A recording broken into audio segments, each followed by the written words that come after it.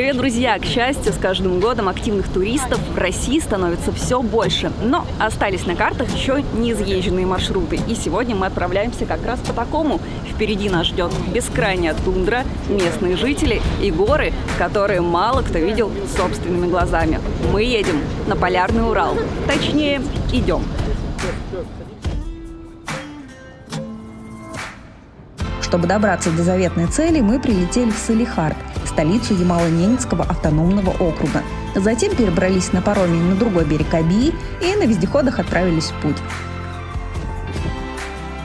Сколько времени займет дорога? 6 часов или 12? Загадывать здесь не принято. Всякое может случиться. Нам предстоит проехать больше 200 километров по бездорожью. Полярный Урал, можно даже сказать заполярный, это северная часть Уральских гор. Этим горам высотой от 800 до 1200 метров около 300 миллионов лет.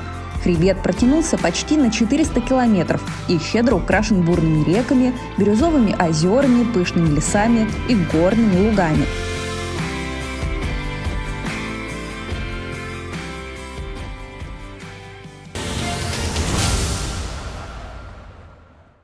Ну что, ехали, потом снова ехали, и снова ехали, но наконец доехали, ура! Привет, горы! Пойдемте знакомиться с местными жителями.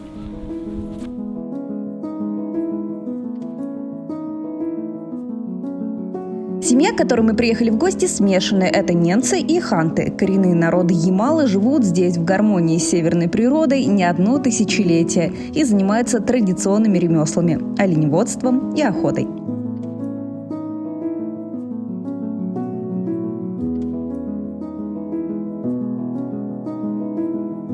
Оленеводы-кочевники практически непрерывно находятся в пути. Зимой они кочуют на юг, в лесотундру, летом поднимаются выше, в горы. Протяженность маршрутов у разных семей составляет от 200 до 1500 километров в год. Летом олени питаются травами, грибами, некоторыми видами кустарников. Зимой – ягелем. На это и ориентируется оленевод, выбирая место для стоянки. Главное, чтобы было хорошо его стаду. Вот. Олень не хотел, тукнул, сломал.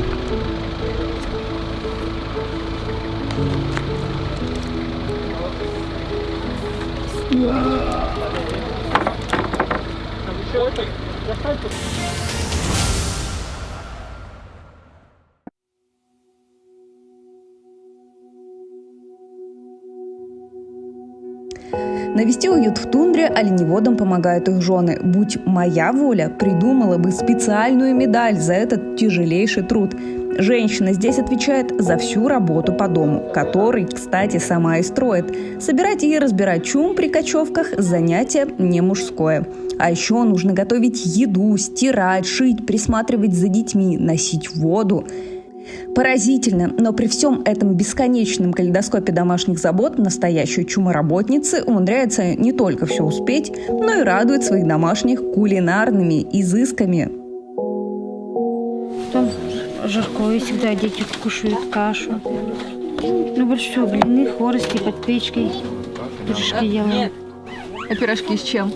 Можем с картошкой, с мясом, с капустой, с яйцами. Ага. А вот из оленя, то есть я уже и видела и котлеты, и бульон готовят. Что еще готовите? Что еще?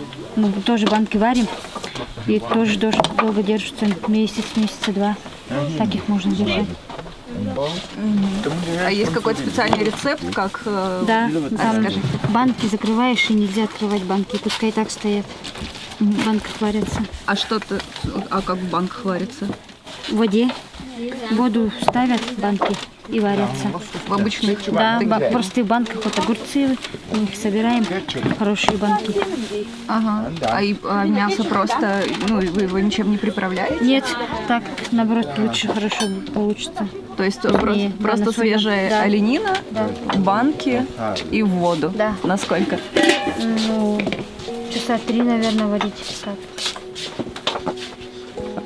Так, ну что, я уже запомнила из рецептов. Приеду в Москву, сделаю хворост. А если где-то возьму оленину, то и котлеты из оленя.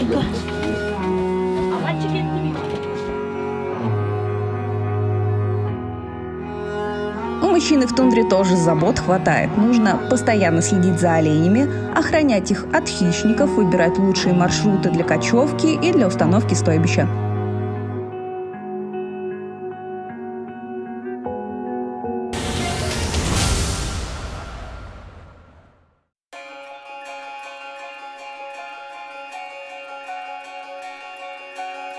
Образ жизни коренных народов Севера – это во многом испытание на прочность. Охотники и оленеводы должны быть ловкими, быстрыми, меткими и выносливыми.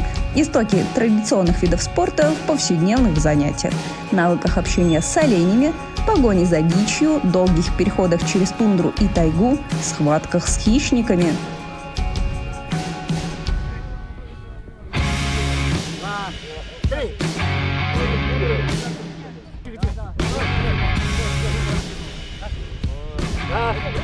Два, три.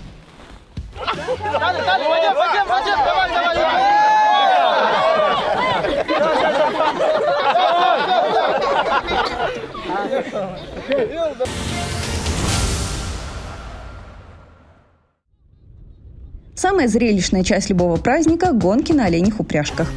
Но для начала нужно отловить лучших оленей, самых выносливых, самых быстрых и, главное, опытных.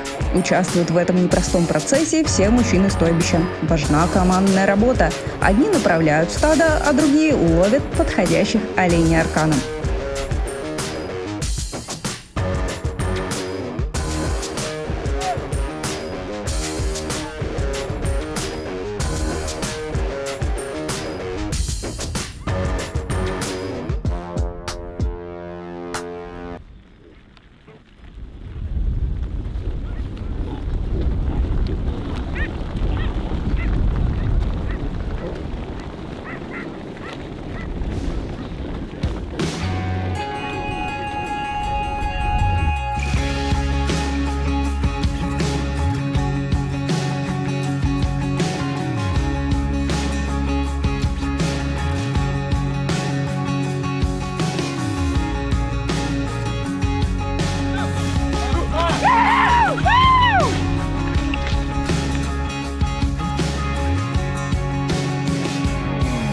В соревнованиях принимают участие как мужчины, так и женщины. Борьба и конкуренция здесь не шуточная. На кону всеобщее уважение и ценные призы.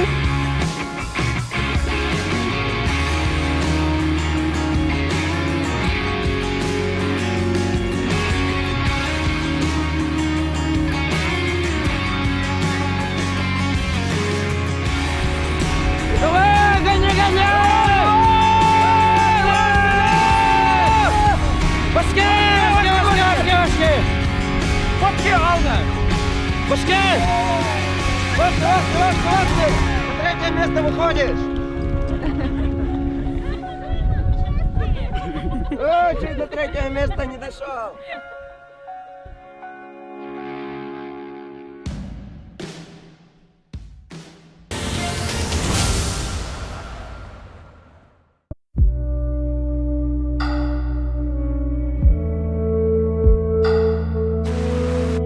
Чтобы сохранить уникальную экосистему этих мест, в регионе активно создают и развивают особо охраняемые природные территории. Одна из них – природный парк Полярно-Уральский, около которого мы сейчас и находимся. Это больше 300 тысяч гектаров девственной лесотундры, озера, богатые рыбой, краснокнижные животные и, конечно, простор для коренных жителей с их многотысячными стадами оленей.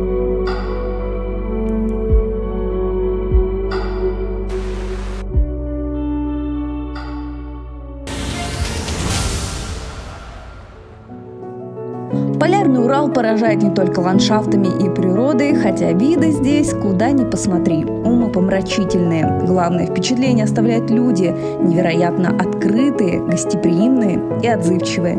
Они живут в полной гармонии с внешним миром, и, находясь здесь, можно хоть и ненадолго разделить эти ощущения. Как же здорово, что на карте России до сих пор есть такие места.